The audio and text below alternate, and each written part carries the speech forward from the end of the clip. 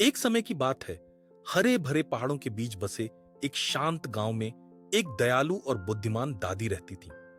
उनके पास ऐसी कहानियां सुनाने का अद्भुत हुनर था जो न केवल मनोरंजन करती थी बल्कि गहरे जीवन के पाठ भी सिखाती थी।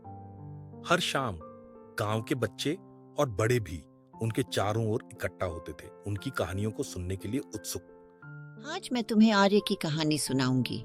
यह कहानी उस रहस्य की है जो जीवन को खूबसूरत और अर्थपूर्ण बनाता है। आर्य एक छोटे से गांव में रहने वाला एक जिज्ञासु लड़का था। उसके दिल में हमेशा एक सवाल रहता था, जीवन का असली उद्देश्य क्या है? खुशी कैसे पाई जा सकती है?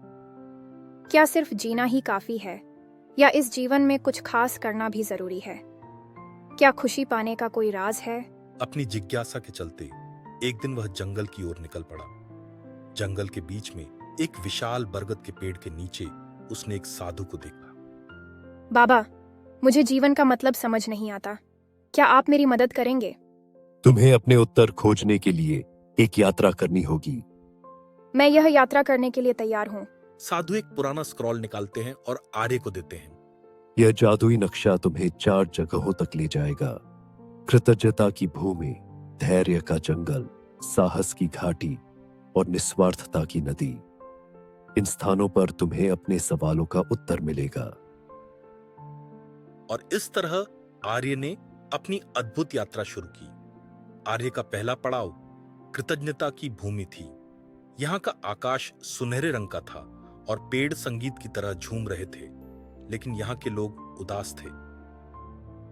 यहाँ के लोग इतने अमीर हैं, फिर भी इनके चेहरे पर खुशी क्यों नहीं है? इन लोगों के पास बहुत कुछ है, लेकिन वो उसका शुक्रिया अदा करना भूल गए हैं। वे सिर्फ वही चीजों को देखते हैं जो उनके पास नहीं है। क्या मैं उनकी मदद कर सकता हूँ? जरूर, इन्हें सिखाओ कि हर छोटी चीज के लिए आभार व्यक्त करें। हर दिन अपने किसी आशीर्वाद के लिए एक कंकड़ इस जार में डालो। धीरे धीरे देखोगे कि तुम्हारी खुशी लौट आएगी। आर्य की सलाह से लोग खुश रहने लगे। उनकी मुस्कानें लौट आईं। आर्य ने अपनी यात्रा जारी रखी। आर्य अब धैर्य के जंगल में पहुंच चुका था। यह जगह डरावनी और शांत थी। यहाँ सब कुछ धीरे धीरे हो रहा था। यहाँ से बाहर निकलने का कोई रास्ता क्यों नहीं दिखता? इस जंगल से निकलने के लिए तुम्हें धैर्य रखना होगा। हर चीज का समय होता है। जल्दीबाजी से कुछ हासिल नहीं होता। जैसे ही उसने धैर्य से काम लिया, जंगल का रास्ता खुलने लगा। आर्य ने सीखा कि धैर्य जीवन में सबसे बड़ी ताकत है। आर्य अब साहस की घाटी में था। यहाँ ऊंचे पहाड़ और गहरी नदियां, डरावनी आवाजें गूंज रही थी। मैं इसे पार कैसे करूंगा? अगर गिर गया तो क्या होगा? डर को अपने ऊपर हावी मत होने दो। साहस का मतलब डर को खत्म करना नहीं, बल्कि डर के बावजूद आगे बढ़ना है। आर्य ने महसूस किया कि डर के बावजूद आगे बढ़ना ही असली साहस है। आर्य का आखिरी पड़ाव था निस्वार्थता की नदी।